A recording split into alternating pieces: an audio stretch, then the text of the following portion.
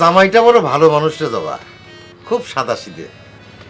আজকের জমানায় সাদাসিধে মানুষ আর ভালো হয় কি করে? খুব ভালো একটা কথা বললি রে জবা। আজকের জমানায় সাদাসিধে মানুষ আবার ভালো হয় কি করে? হ্যাঁ, আমি পরের পালাটা তোর জামাইয়ের মতো একটা সাদাসিধে মানুষকে নিয়ে লিখবো, দেখবি কি করে ভালো হয়।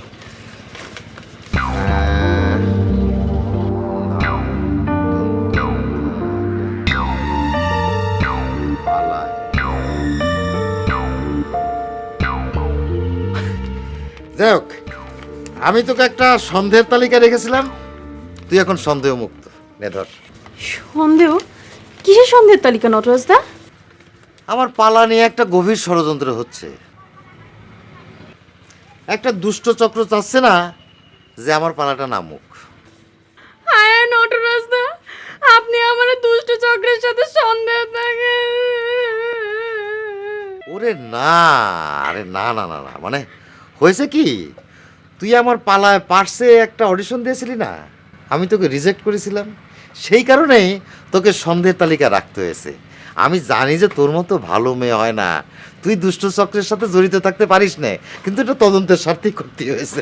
তুই কিছু মনে করিস না বোন। হ্যাঁ আচ্ছা ঠিক আছে, কিছু মনে করলাম না। তবে আপনি যদি দুষ্ট চক্ররে খুঁজে বের করতে না পারেন তাহলে আমাকে জানাবেন। আরে কি বলছিস তুই, তোকে বলবো কেন? আমি আপনার দুষ্ট চক্ররে খুঁজে দেব। তুই খুঁজে দিবি? তুই তাদের চিনিস নাকি? হ্যাঁ, তুই কি সেই দুষ্ট চক্রের সাথে জড়িত নাকি? না না, আমি চিনি না, তবে আমার বাটি নিশ্চয়ই চিনবে। বাটি? কিসের বাটি, কোন বাটি? তুই, তোর মস্তিষ্কে কোনো গন্ডগোল দেখা দিয়েছে নাকি? মস্তিষ্কে সমস্যা ছিল, কিন্তু এখন ঠিক হয়ে গেছে। আমি বাটি চালান করে তাগের খুঁজে দিব। বাটি চালান? তুই বাটি চালান করতে জানিস? তাহলে তো ভালোই হলো, তুই বাটি চালান করে ওই দুষ্ট চক্ররে খুঁজে আনবি নি বোন। এখনই পারবো না, আমি তো মাত্র মন্ত্রগুলো মুখস্থ করতেছি। জাপান বাজার থেকে বাটি, গেরুয়া শাড়ি আর বসার আসনগুলো কিনে আনলে আমি বাটি চালান করা শুরু করে দেব। ও, সবে মাত্র মন্ত্র মুখস্থ করতেছিস? হ্যাঁ, এখনো বাটি কেনা হয়নি। ঠিক আছে, আমি যাচ্ছি রে। হ্যাঁ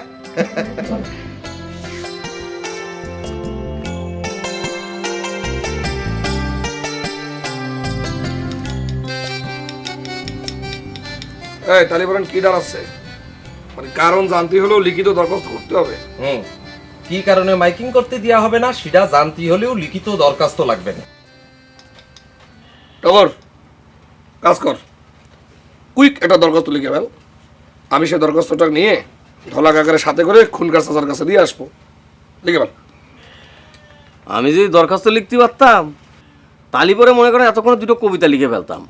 মে ভাই, আমার মনের যে কন্ডিশন, তাতে করে আমি এখন দরখাস্ত লিখতে পারবো না, আপনি লিখে ফেলেন। এই এরকম সেলফিশের মতো কথা বলতেছিস কেন? তুই আমার টেনশনটা বুঝতেছিস? মামার ক্যারেক্টার থেকে নায়কের ক্যারেক্টার আমি দাবি করেছি, কি রে, আমার একটা সুপার টেনশনের ভিতরে আমি আসি, তুই বুঝতেছিস না সেটা? ক্লিয়ার ক্লিয়ার, আপনাদের কন্ডিশন আর টেনশন নিয়ে জিরাম তর্কাতর্কি চলতিছে, তাতে একটা বিষয় আমি ক্লিয়ার হয়ে গেছি যে দরখাস্তটা শেষ পর্যন্ত আমারই লিখতে হবে। এই তো জাপান, এই কারণে তোমার আমি এত ভালোবাসি।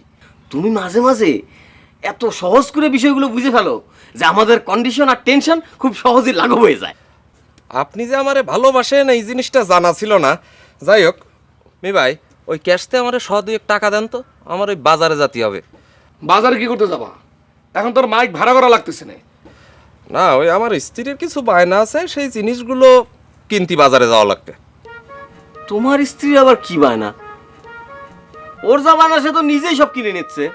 দেখেন, যেই জিনিস আপনাদের নাই সেই জিনিস নিয়ে তো ব্যাখ্যা চাবেন না। আপনাদের দুইজনের একজনেরও তো স্ত্রী নাই, আপনারা কি করে বুঝবেন যে স্বামী নিজ হাতে স্ত্রীর জন্য কিছু কিছু জিনিস মাঝে মধ্যে কিনে দেয়া লাগে?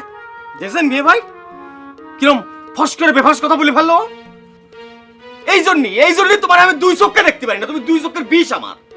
ও, একটু আগে অবশ্য আপনি বলেছিলেন আপনি আমারে প্রচন্ড ভালোবাসেন। যাই হোক, আমি ব্যাপারটা ডোন্ট মাইন্ডের মধ্যে নিয়ে নিলাম। কি মে ভাই, টাকা দেবেন? টাকাটা দিলে আপাতত আপনাদের দুই বের চোখের সামনেতে আমি দূর হতাম।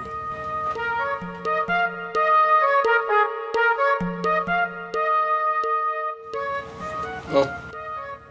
100 টাকায় তো হবে না, আপনাদের দুইজনের জিরাম জালি বোন, তাতে ওই 200 টাকাও শর্ট পড়ে যেতে পারে। 15টা জিনিসের লিস্টই করে দিছে। দিয়ে দেন যিনি মেয়ে ভাই। এদিকে এসে দাও। দেখ, আপনাদের কিছু লাগবে না? রেজার ঠেজার হাবি যাবি? ফাজিল যাও যাও।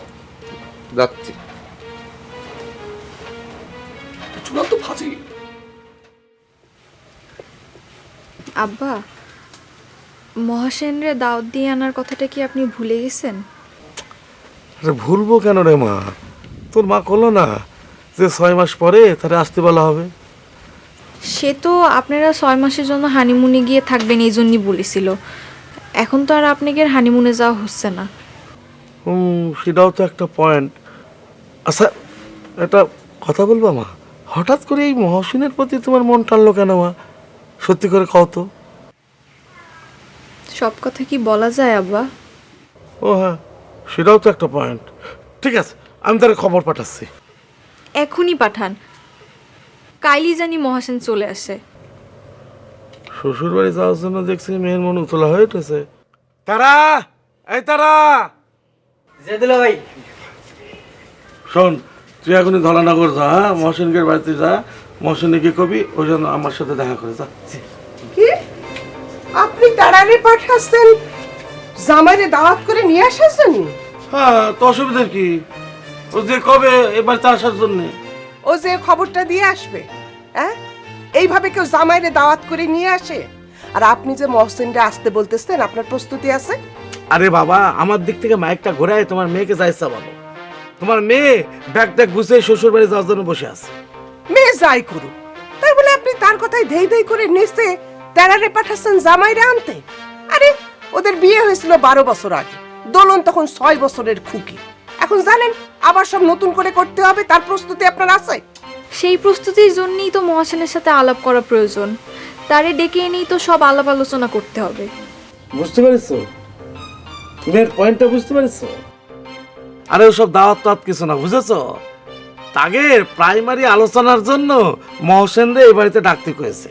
আপনি যা ইচ্ছা করেন, আমি চাই মেয়েরে তুলে নিয়ে যাবার আগে লোকজন ডাকতে হবে, অনুষ্ঠান করতে হবে, এক কথায় ধুমধাম করতে হবে। আর তুমি চাচ্ছো যাতে আমার পয়সা খরচ হয় সেই তালে। রাখ, সবই হবে, তার আগে প্ল্যানিংটা দরকার, বুঝেছো? তারা যা, তুই দৌড় দে। তারা দৌড়ায় না দুলা ভাই, তারা মোটর সাইকেলে যায়।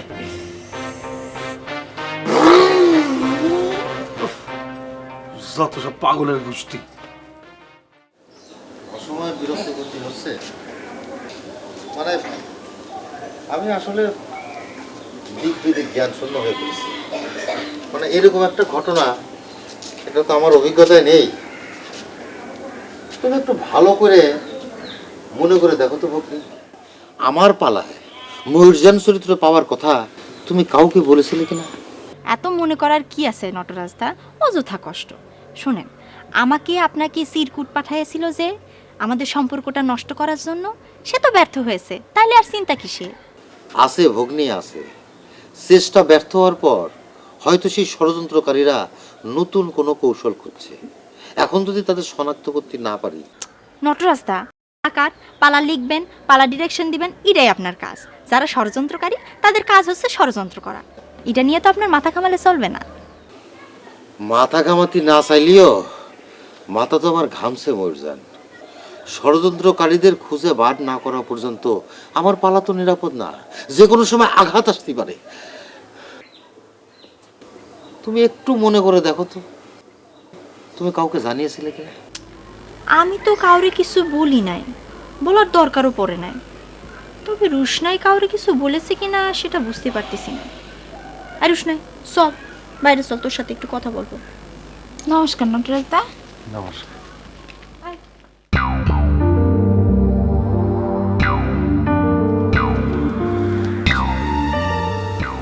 আমি যে বিলাস নটরাজের পালায় ময়ূরজান চরিত্রে অভিনয় করবো, তিসখালিতে আসার আগে এটা তুই কাউরে বলেছিলি? দাঁড়ান একটু মনে করে দেখি।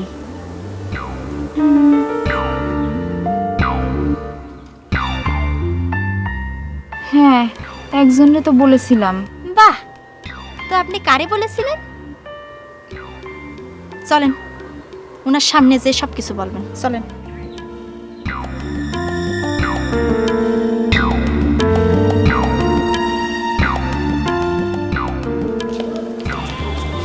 বল, কারে বলেছিলি?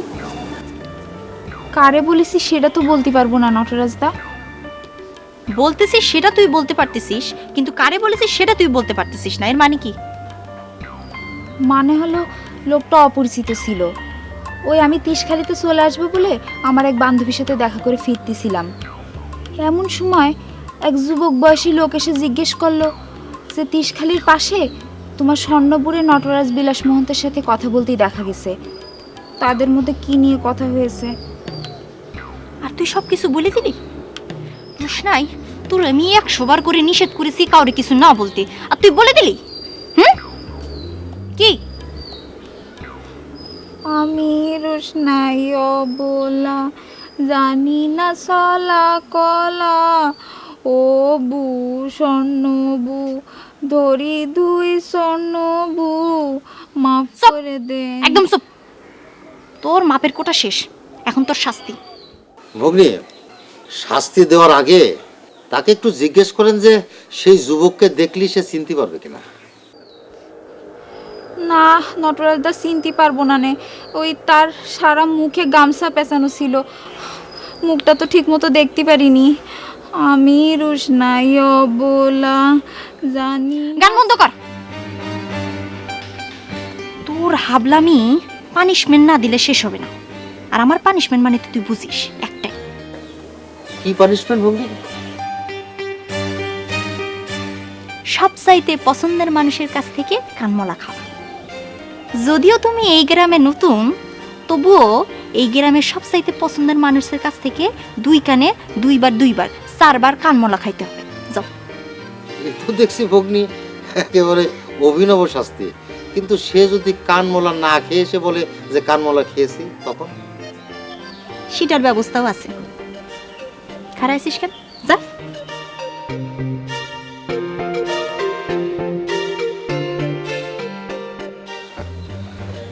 বেচারি। আচ্ছা মুরজান, সেই অজ্ঞাত যুবককে কি করে খুঁজে বার করা যায়, একটা উপায় বলো তো ভগ্নী।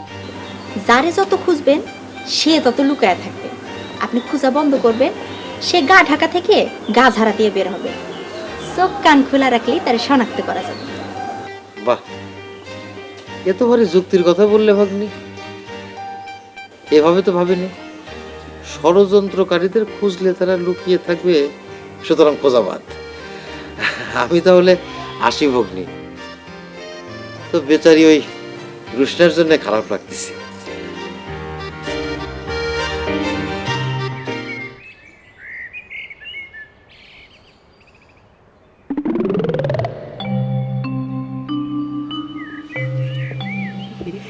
রুশনাই খালা, আপনি এদিকে কার কাছে আসছেন? আপনি এত সেজে গুজে কনে যাচ্ছেন তেরা মামা? যাচ্ছি ধলনগর, একজনরে খবর দিতি। আপনি কার কাছে বললেন না যে? আমি তো আপনার কাছে আসছিলাম তেরা মামা। আমার কাছে? আপনি আমার কাছে আসছেন? কি সৌভাগ্য আমার, একজন শিল্পী আমার কাছে এসেছে। বলেন কি কাজে খালা? আপনি আপনি আমার এই 2 কান 2 দিছে আরবার মলে দেন। নীলা, কি বলতিছেন? আমি আপনার কান বলবো? আপনার কান আমি মলতে যাব কি জন্যে? এটা স্বর্ণপুর নির্দেশ, দেন মলে দেন। কিসের জন্য এই নির্দেশ? আর আমার প্রতিভা এই নির্দেশ কেন? কিছুই তো বুঝতে পারতেছি নে। আসলে এটা আমার একটা হাবলামি শাস্তি। এই গ্রামে যে আমার সবচেয়ে বেশি প্রিয় তার কাছ থেকে 2-4 বার কানমলা খাতি হবে। ও, তে আমার কাছে কি জন্য? এই গ্রামে কি আমি আপনার কাছে সবচেয়ে প্রিয়? এইসব কথা বলে কেন বারবার আমার লজ্জায় ফেলতেছেন? দেন কান মলে দেন। না, আমি পারবো না। একজন শিল্পীর কান আমি বলতে পারবো না। তালি পারে যাই অন্য কাউরে দিয়ে কান মলাই নিগে। না না, দাঁড়ান। অন্য কাউরি দিয়ে কান মলালি সে আবার আপনার সবচেয়ে প্রিয় হয়ে যাবে না। বলবো আমি আপনার কান বলবো। আঙ্গুলগুলো পরিষ্কার করে নিরিস নেই খেলা। আসেন। লাগেনি তো রুশনাই খালা? না, আপনি আমার বিরাট একটা উপকার করলেন তেরা মামা। আসি।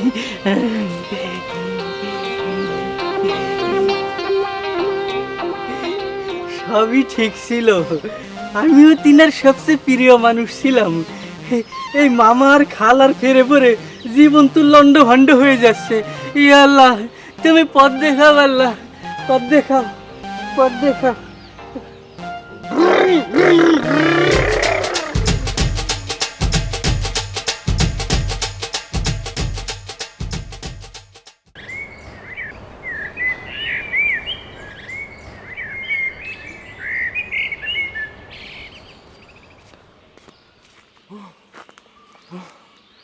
আমার ইরাম লাগতেছে কেন? আমার ইরাম লাগতেছে কেন? ও খুদা, আমার মধ্যে কি জিনিস পয়দা করে দিলে খুদা? আমার তো গা জ্বলে পুড়ে যাচ্ছে। ও খুদা, দাঁড়া। কি হলো? তুই অত দূরে গিয়ে দাঁড়ালি কেন? 110 হুন্ডা স্পিডের উপর থাকলি ব্রেক করতে সময় লাগে। দাঁড়া।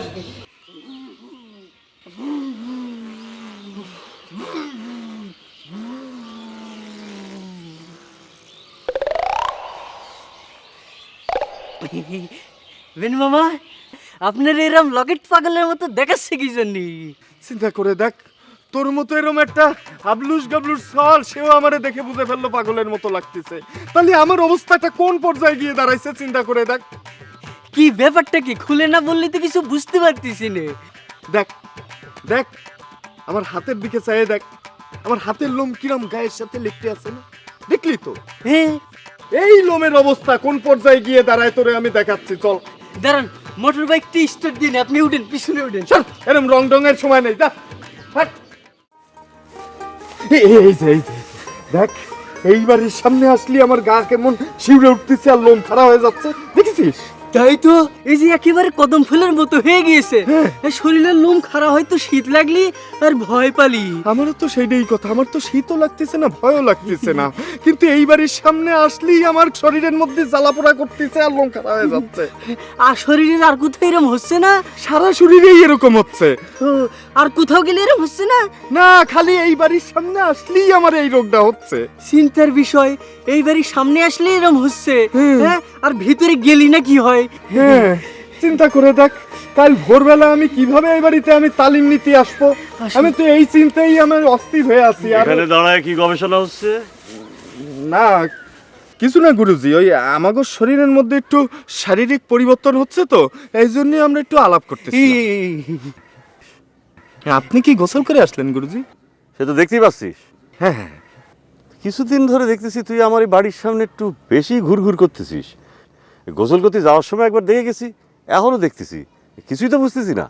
না আসলে সেরকম সন্দেহজনক কিছু না গুরুজি, হচ্ছে কি আমার একটা প্রবলেম চলতেছে তো, এই জন্য আমি একটু তেরারে দেখাতে নিয়ে আসছিলাম। যাই গুরুজি।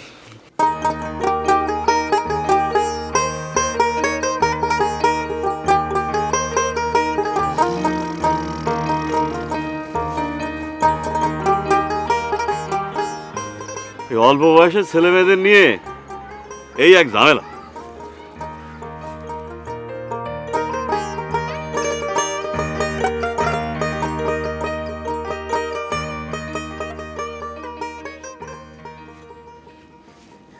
সাইজি কিন্তু আপনার সন্দেহ করেছে।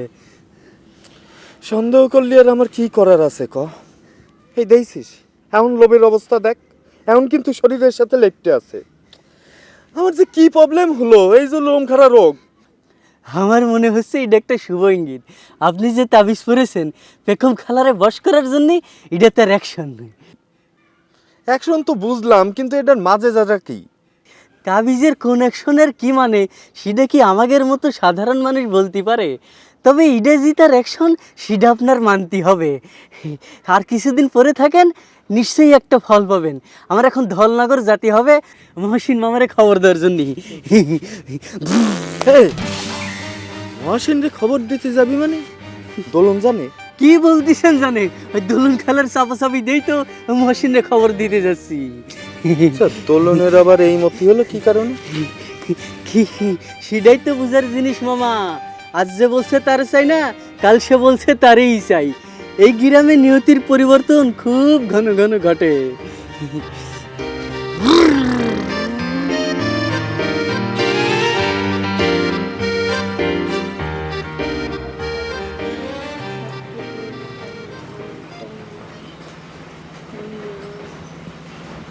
এই জবা, বিড়বিড় করে কি করছিস? হেডকোয়ার্টারে গন্ডগোল হয়েছে নাকি?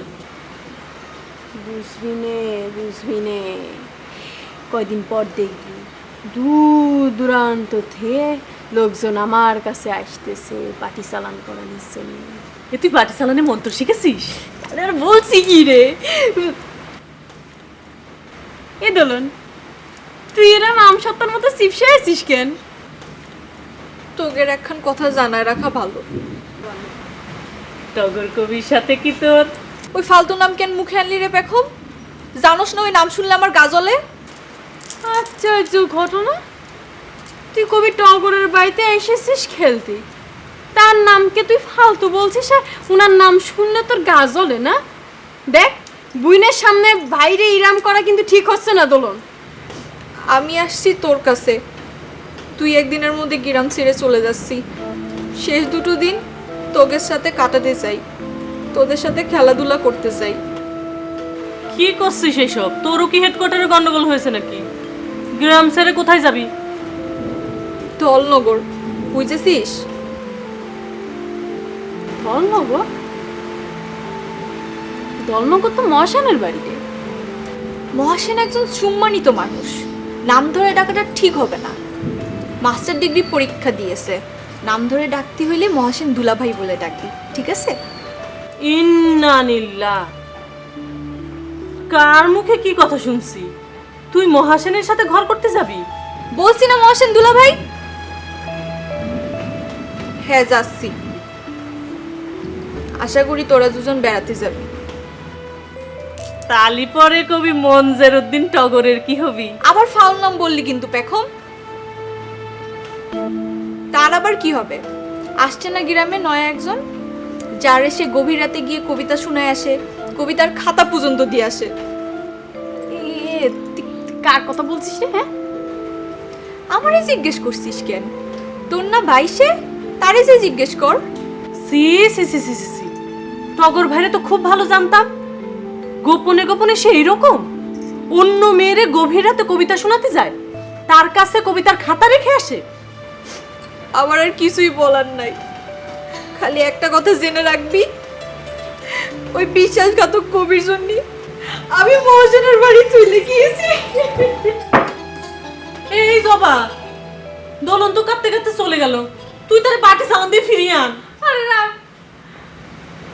আমি দোলনে কতদিন আমার ভাবি হিসেবে কোয়াব দিয়ে গেছি, আর আমার ছোট ভাই আমার সেই কোয়াব ভাঙিয়ে দিল।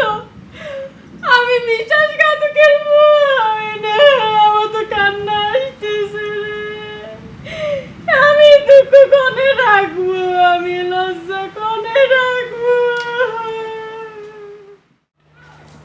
এই এই তোলন কান্দতে কান্দতে চলে গেল, তোরা কি বলেছিস? এ কি আমি তুই কান্না শুরু করলি, আর তুই কাঁদিস কে? এই কোনো খারাপ সংবাদ নাকি রে? হ্যাঁ, খুব খারাপ সংবাদ। কি খারাপ সংবাদ বল? আমি একটা বিশ্বাসঘাতকের ছোট বোন, এটাই খারাপ সংবাদ। বিশ্বাসঘাতকের ছোট বোন? হ্যাঁ বাবা, তুই আমার বিশ্বাসঘাতক বললি? দেখো বোন আমার, তুমি আমার এক গোছা দড়ি এনে দাও, আমার গলায় দড়ি দিয়ে আত্মহত্যা করা ছাড়া আর কোনো উপায় নেই, দড়ি এনে দাও। আহা, এত অধৈর্য হবেন না তো টগর ভাই, আত্মহত্যা করার অনেক সময় পাবেন। তার আগে বলেন, সবাই আপনারা বিশ্বাসঘাতক বলতেছে কেন? কি করেছেন আপনি? আরে সেটা যদি আমি জানতাম তাহলে কি আর আত্মহত্যা করার প্রয়োজন ছিল? তুমি আমার দড়ি এনে দাও, দড়ি এনে দাও। নেন, বিশ্বাসঘাতক অপবাদে যে মরে যাওয়া অনেক ভালো, জানা তত করে আসেন গিয়ে।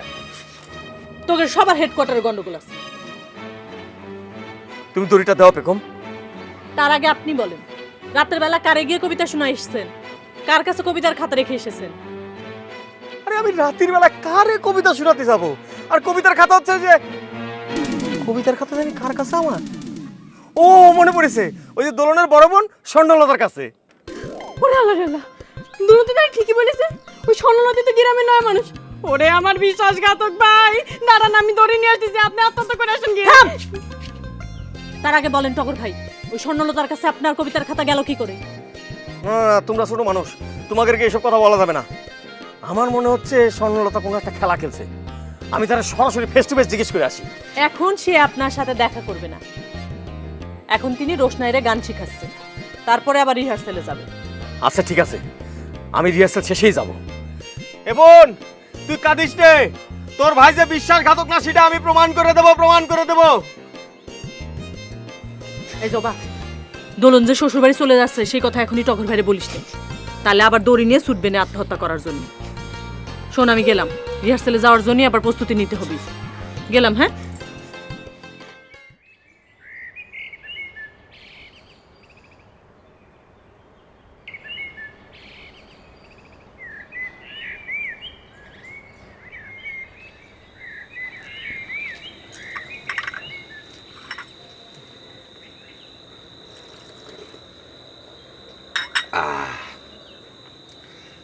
আমার কখন চায়ের তেষ্টা পায় তুমি কি করে ধরো বলো তো বন্দনা?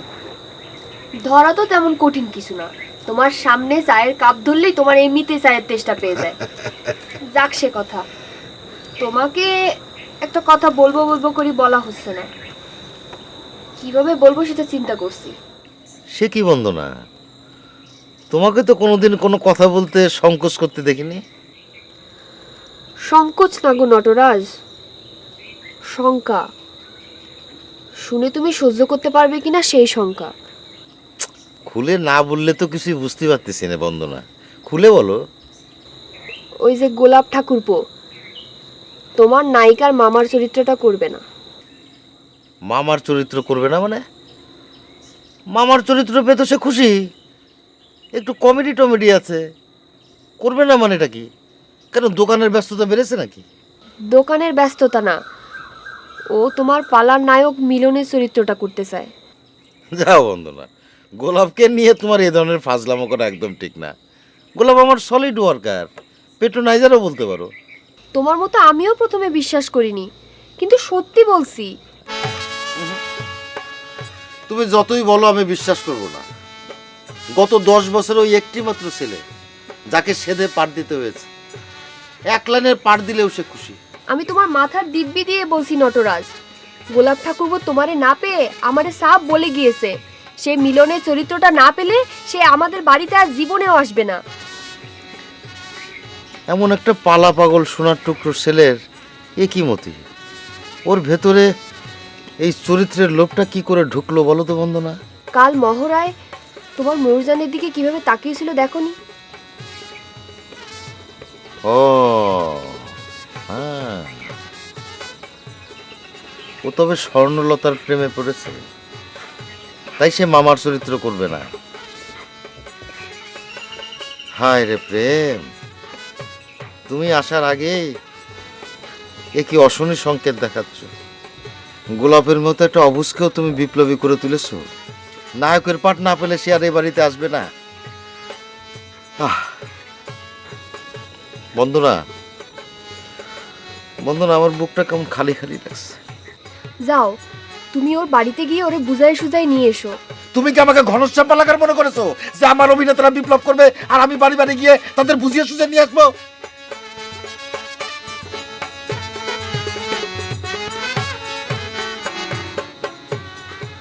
তবে আমার বিশ্বাস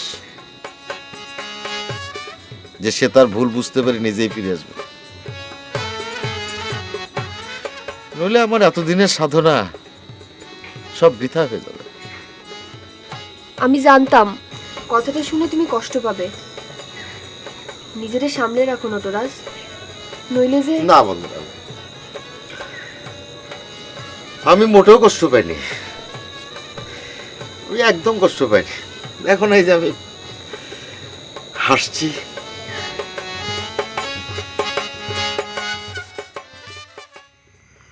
খুনকারের কি বুদ্ধি শুদ্ধি সব লোপ পাচ্ছে? কি কারণে মাইকিং এর অনুমতি দিল না? জাপান সেটা ভালো করে শুনে আসলো না কেন? মানে সেটাই তো বলছি, কি জন্য অনুমতি দেয়নি সেটা জানার জন্য নাকি আবার আর একটা দরখাস্ত করতে হবে। তাই ভেবে রেখেছি মানে আপনাকে নিয়ে কারণটা শুনতে যাব। আপনি যাবেন তো খাবার খাবে? যাবো না মানে? নিশ্চয়ই যাবো। এরকম একটা অন্যায় করবে চেয়ারম্যান আর আমি যাবো না মানে? হ্যাঁ আমি জানতাম বলার সঙ্গে সঙ্গে আপনি রাজি হয়ে যাবেন। সেটা নাই ঠিক আছে, কিন্তু তুই এখন এখানে কেন?